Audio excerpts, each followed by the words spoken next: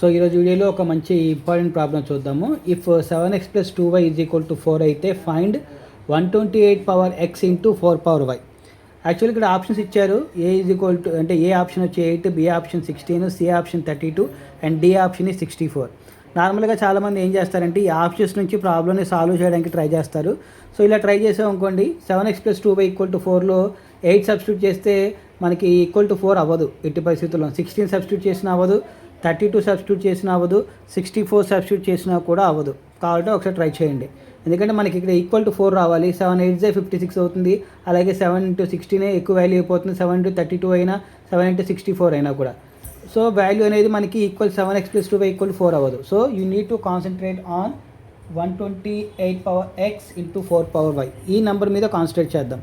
So 128 power x into 4 power y, 128ని 2 power 7 కింద రాసుకోవచ్చు. 2 power 7 into 2 power 7 power of x and 4ని 2 square కింద రాయొచ్చు. సో ఇప్పుడు చూడండి, 2 power 7x into 2 power 2y.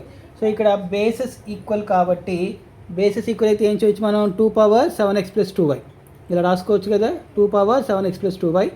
ఇప్పుడు మనకి ఏమవుతుంది, 7x + 2y ఆల్రెడీ 4 ఇచ్చారు. 7x + 2y = 4 ఇచ్చారు.